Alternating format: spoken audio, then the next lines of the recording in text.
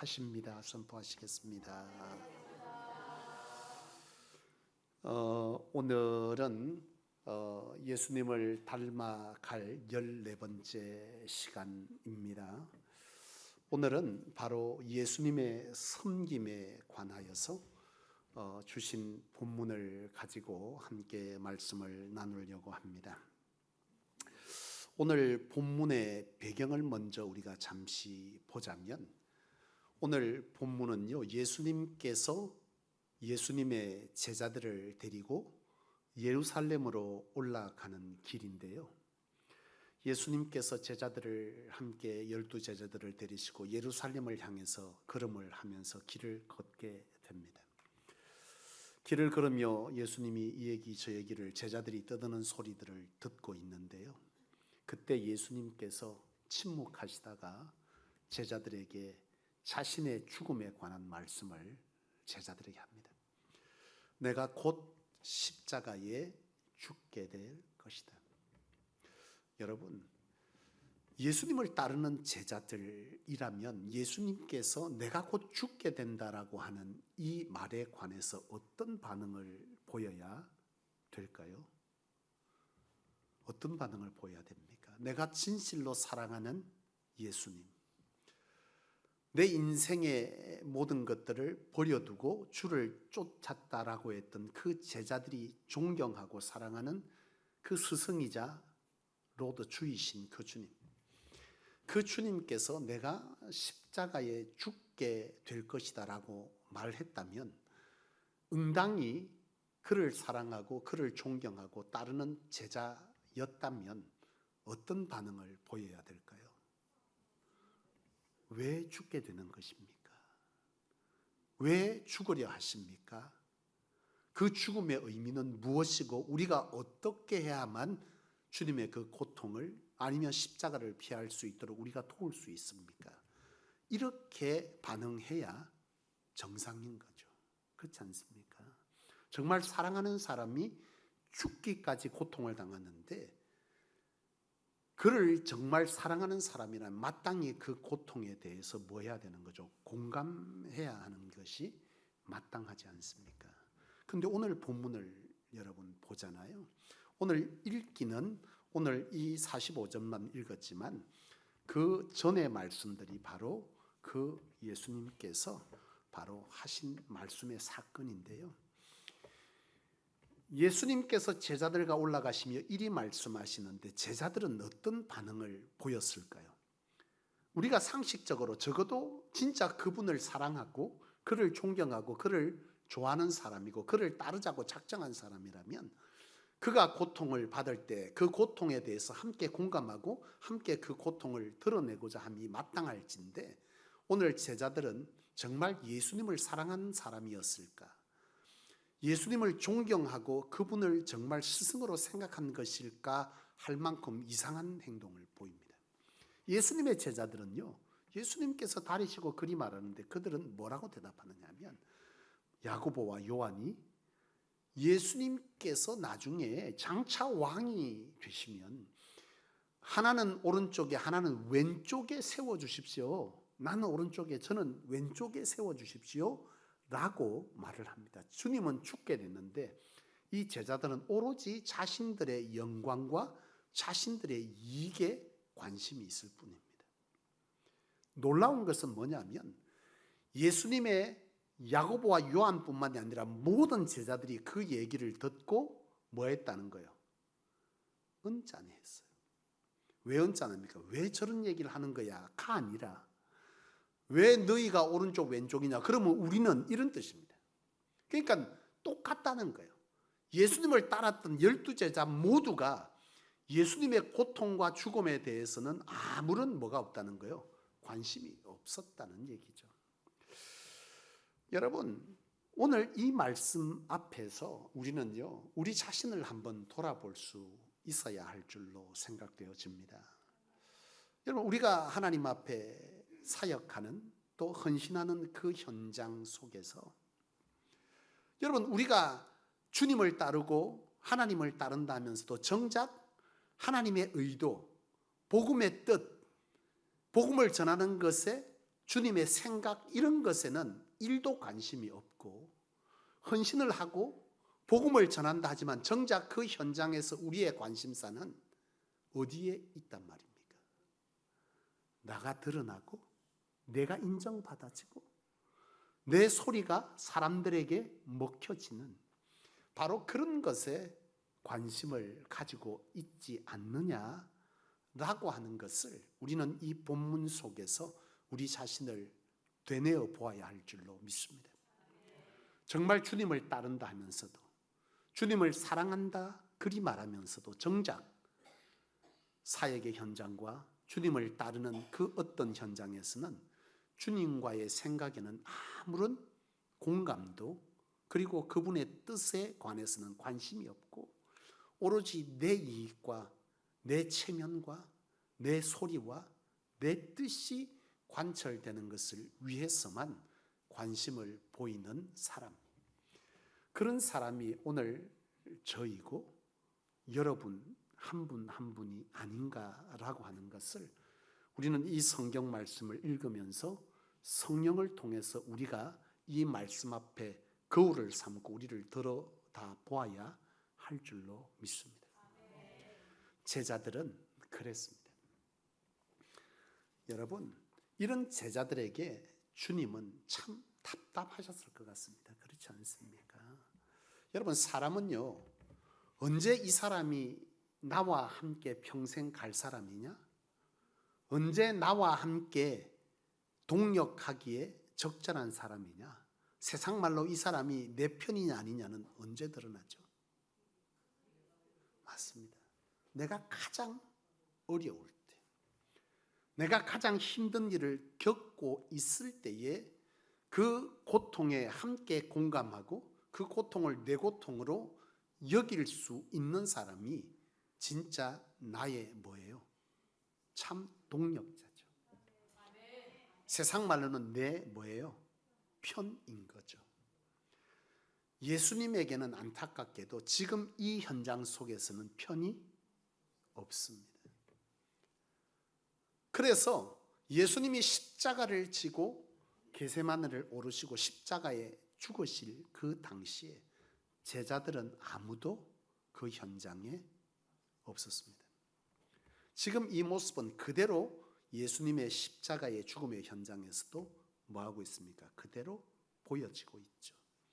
위기 때 없는 자는 그 상황에 역시 뭐한 거예요? 없는 거죠.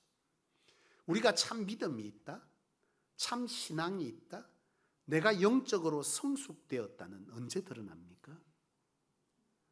내가 무엇인가를 성취하고 열매를 거두고 부흥의 일조를 하고 사람들에게 주목받는 그 자리에서 내 믿음이 드러나질까요? 아니죠. 언제 내 믿음이, 내 신앙의 성숙은 언제 드러나지고 증명됩니까? 내가 고난 가운데 있을 때, 내가 주의 사역을 함에 있어서 아무도 나를 알아주지 아니하고 내 신음소리에도 들어주지 않는 그 현장 속에 덩그러니 놓여 있는 듯한 그 상황 속에 있을 때, 심지어 내가 주를 위해 헌신하고 성도들을 섬기는 일에 내 것을 내어주며 진실로 그를 사랑했지만 그 사랑이 배신이 되어서 돌아올 그 순간에 우리는 내 신앙이 진짜냐 아니냐, 성숙되었냐 덜 성숙되었냐, 내 믿음이 크냐 작으냐는 그때에 드러나는 거죠. 사랑하는 여러분, 저나 여러분이나 우리의 신앙이 가장 고통스러운 그 자리에서 주님을 따름에 있어서 한치 흔들림 없이 갈 수 있는 그런 믿음의 은혜와 그런 믿음의 크기와 그런 신앙의 성숙과 깊이가 오늘 이 밤 우리는 할 수 없지만, 우리는 연약하지만 하나님 앞에서 우리의 사모하는 중심의 심령으로 간구하여서 여호와여, 내게 그 믿음을, 그 신앙을, 그 고백을 허락하여 주시옵소서 라고 기도할 수 있는 우리 안에 하나님을 향한 진심과 겸손이 오늘 이 밤 저와 여러분들에게 임하여지기를 주님의 이름으로 축원합니다. 주님은 그런 제자들을 향해서 이런 말씀을 합니다. 오로지 자기가 높아지기를, 자기의 소리가 사람들에게 주목받기를, 내 수고가 사람들로부터 또는 이 땅에서 보상되어지기를 바라며 주를 따랐던 그들에게 주님은 오늘 이 본문을 말씀하십니다. 뭐라고요? 어뜸이 되고자 하는 자는 어떻게 되고요? 사람의 종이 되어야 하고, 크고자 하는 자는 섬기는 자가 되어야 하리라. 예수님은 나는 이 땅에 무엇하러 왔다는 거예요? 섬김을 받으려 온 것이 아니라 섬기는 자가 되고, 내 목숨을 사람들의 대속물로 주기까지 섬기고자 이 땅에 왔다, 그렇게 말씀합니다.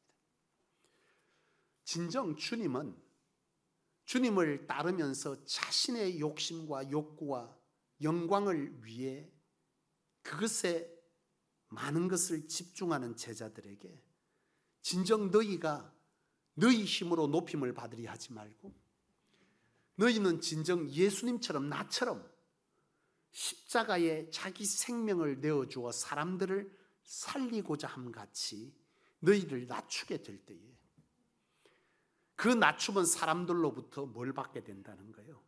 인정함을 받고 존경을 받을 뿐만 아니라 그것은 하나님으로, 주님으로 보정되어 그들을 높게 해주시겠다라고 하는 것을 예수님은 제자들에게 말씀하셨습니다. 나는 오늘 저와 여러분들에게 주신 말씀인 줄로 믿습니다. 오늘 우리가 스스로 높아지려 하지 말고 주님을 따르는 제자라면 주님처럼 어떻게 하라는 거예요? 자신의 목숨을 내어 죽기까지 복음의 구원의 역사를 이루는 자리에 자신을 낮추었던 그 일을 위해서만, 한 생명을 건지고자 하나님의 영광을 위해서 나를 버리고 나를 낮추고자 하는 그 주님의 모습을 따르고자 하는 그 따름의 겸손이야말로 오늘 그런 섬김이야말로 진정한 주의 제자가 갖춰야 될 모습이고, 그런 섬김의 자리에 생명의 싹틈은 있을 것이고, 그런 생명의 싹틈이 있는 자리에 주님은 그런 자를 높여줄 줄로 믿습니다. 여러분, 섬김이 무엇냐라고 한다면 이 섬김은 헬라어로 디아코니아라고 하는 단어를 쓰는데요, 먼지를 통하여라는 뜻입니다. 이 말은 뭐냐면 먼지 같은 자의 모습을 통하여 뭐가 된다요? 섬김은 이루어져야 한다는 거예요. 자신을 먼지같이 보잘것없는 자로 여길 수 있는 자신의 태도를 가진 자가 할 수 있는 것이 섬김이다. 예수님은 하나님과 동등하신 분이지만 자신을 뭘로 취급해요? 먼지같이 취급했잖아요. 죄인 중에 죄인이 십자가에 죽습니다. 가장 낮고 천한 말구유에 오셨고, 예수님의 제자들 앞에서도 가장 냄새나는, 지금 여러분들의 발은 그 당시의 제자들의 발에 대하면 뭐에도 남음이 있습니까? 악수에도 남음이 있는 발입니다. 그렇잖아요. 신발 다 신고 양말 다 신고 조금만 냄새 나면 씻어대는 지금의 발이 아니에요. 제자들의 발은 냄새나고 시꺼멓고 때 묻은 발입니다. 그 발을 예수님은 뭐 한 거예요? 친히 씻으시면서 내가 너희의 발을 씻은 것처럼 너희도 이와 같이 섬기는 자가 되어야 하리라. 이것이 예수님께서 그의 제자들에게 주님을 따른다면서도 주님이 이와 같이 섬기라는 것에는 관심이 없이 자기만을 내세웠던 그들에게 주님이 하신 당부의 말씀은 이런 섬김이 있어야 하리라. 그리 말씀하시는 것이죠. 이 디아코노스는요, 바로 이런 섬김을 이와 같이 표현했는데, 여기에 어원에서 파생된 단어가 디아코노스라는 겁니다. 종. 섬김에서 파송된 단어가 종이라는 단어인데요, 이 종이라는 단어에서 파송된 단어가 집사입니다. 이 종은 원래 어떤 의미냐 하면요, 헬라 시대 때 주인과 종은 철저하게 식탁의 자리에서 구별되었습니다. 이건 영어로 웨이터입니다. 우리 보통 식사의 장소에 가면 뭐라고요? 웨이터 부르잖아요. 이 헬라 시대 때 주인과 종, 바로 주인과 종에서 이 종이 바로 웨이터이고 디아코노스인데요. 이 종은 주인은 식사할 때 긴 옷을 입고 의자에 비스듬히 앉아서 식사를 하되 종은 반드시 서서 수건을 두르고 온전히 그를 뭐하는 거죠? 수종드는 자입니다. 이게 바로 웨이터이고요. 이게 바로 집사라는 명칭에서 나온 것입니다. 이 섬김이 바로 집사, 종이고 종이 바로 집사라는 뜻이죠. 그러니까 집사라는 이 명칭은요, 종처럼 주의 일을 섬기는 자란 뜻입니다. 자, 권사님들, 안수집사님들, 장로님들은 그 이상이죠. 저를 비롯해서. 여러분, 이 섬김이라고 하는 것은 이런 뜻인데요. 참 안타까운 것은 이 시대의 교회가 집사라고 하는 이 말을 너무 함부로 사용하고 너무 등한히 여긴다는 것이 너무 이 뜻을 아는 목사의 입장에서는 답답한 거예요. 어느 교회나 막론하지 않고 교회에 와서 세례만 받으면 곧바로 붙여지는 이름이 뭐예요? 집사입니다. 교회다운 교회라고 하는 것에 관한 비전을 제게 하나님께서 맡겨주시고 주시면서 개척할 것에 관해서 마음 가운데 끊임없이 깨닫게 하시고 이끌어 가신, 그래서 어떤 일을 할 때도 늘 이 성경 속에서 어떤 의미를 가졌느냐를 생각할 수밖에 없는 저로서는 이 집사의 직분을 줄 때에 신중할 수밖에 없고 신중했어야 했었습니다. 집사는 바로 이런 자세가 준비된 자, 주의 일에 이런 자세로 감당하는 사람이어야 하는 거죠. 그래서 성속에는 최소한의 이 뜻에 합당한 핸디캡을 걸은 거예요. 뭐죠? 사역의 현장에 사역하지 아니하면 집사의 명칭을 받지 말아야 한다입니다. 그냥 신앙생활 좀 하면 어떻게 성도라고 부르냐고. 여러분, 성도의 말이 우습습니까? 성도의 뜻이 뭐죠? 예수를 그리스도로 고백하는 자 또는 하나님의 거룩한 백성이란 뜻입니다. 이 말이 우습습니까? 세상 그 어떤 것보다도 아름답고 존귀한 단어가 성도입니다. 하나님의 거룩한 백성, 그것보다 뭐요? 여러분, 그것을 등한히 여기고 집사란 건 왠지 직분처럼 또는 뭐요? 감투처럼 뭔가 계급장 다는 것처럼, 내가 신앙한 지가 얼만데 집사 정도는 내가 받아야지, 권사 정도는, 장로 정도는 그래도 내가 세월인데 받아야지 가 아니라, 진정한 우리 안에 이 주의 일을 식사를 수종드는 웨이터처럼 먼지 같은 자의 모습을 통하여 주의 복음과 주의 사역과 헌신이 이루어질 것에 동의하는 이 헌신의 태도가 있는 사람이 가져야 할 직분, 뭐요? 집사입니다.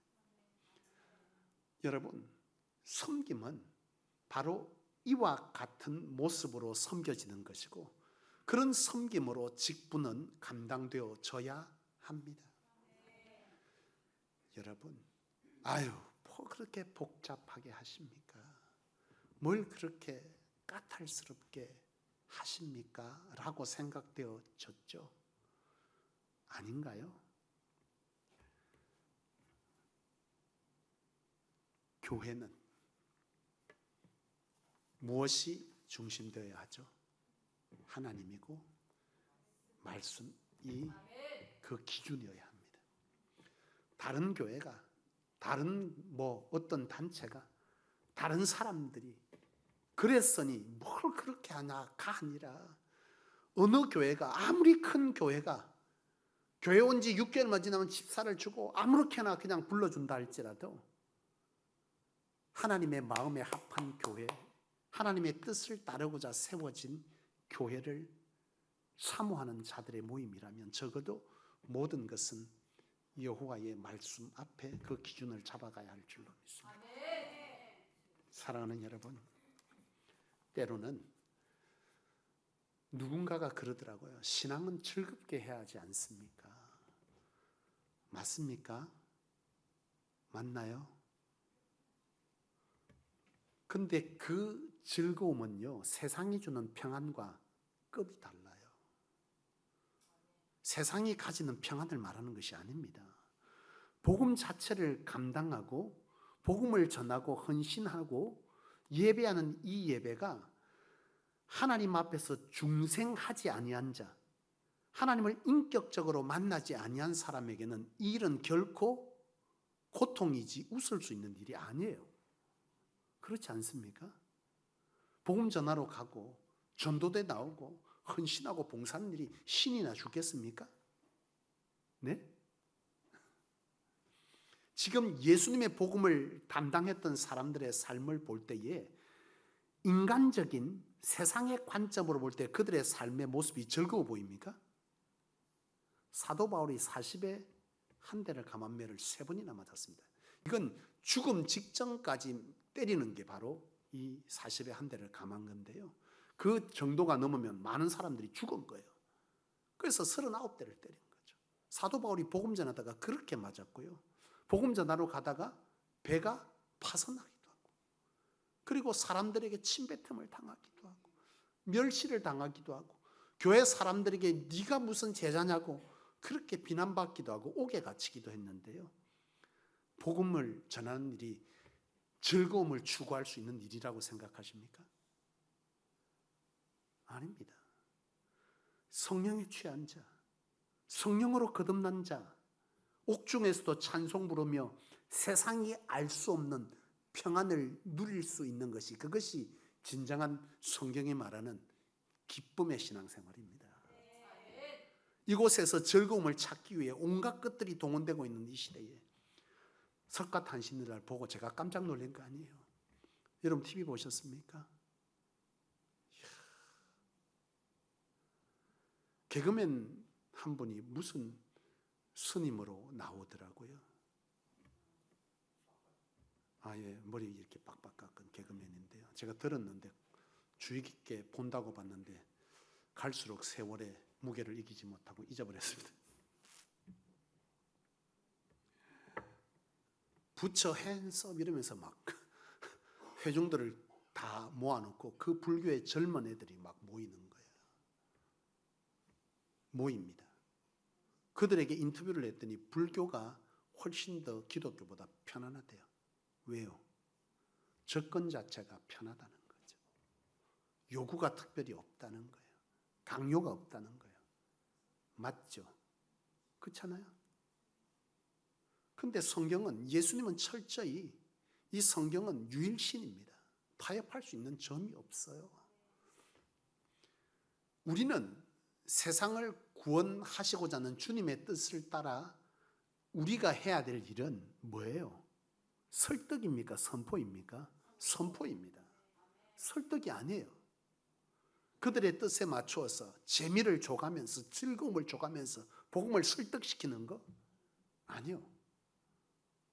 우리는 세상이 인정하든 인정하지 않든 때로는 기독교 쟤들은 문제야. 자기네만 구원이 있다 그래.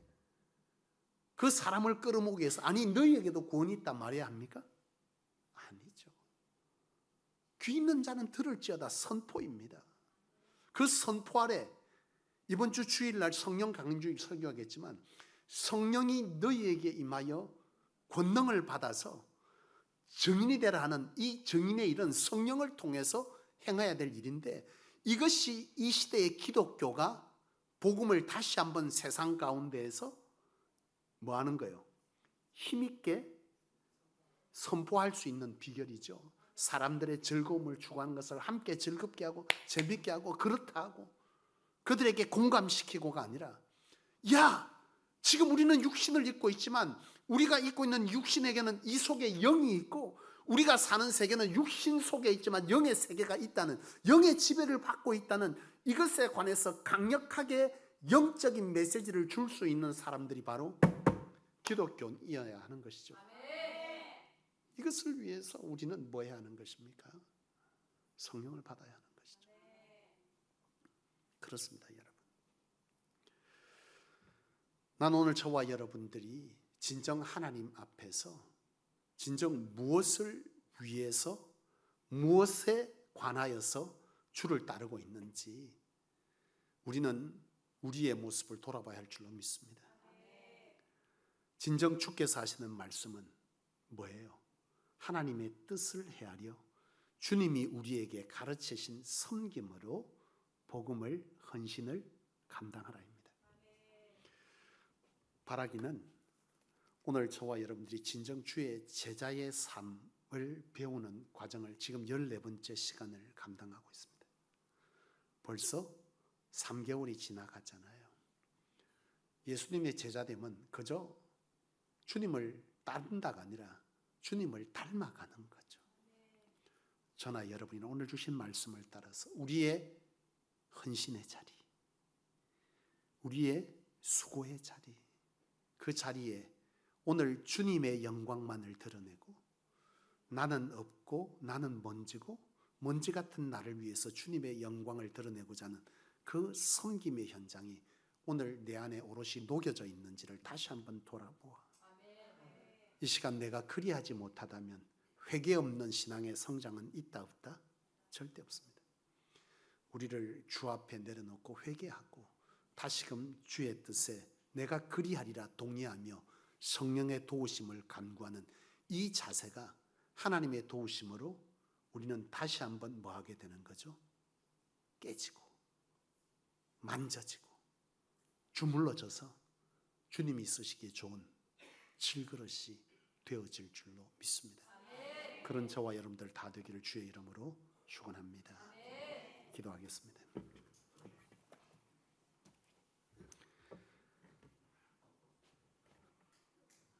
사랑하는 아버지 하나님, 오늘도 하나님께서 우리로 하여금 주님을 따를 자 어디 있냐 물으시기로 주님을 닮아가는 자 여기 있습니다 말하려 이 부르심 앞에 우리의 생각과 우리의 중심을 조아려 주님 앞에 내어드리는 시간이 이 시간이 되었는 줄로 믿습니다. 주님, 진정 주님을 따르고 그리스도인이란 칭호를 얻은 지 10수년, 20년, 30년, 50년이 되어져 가건만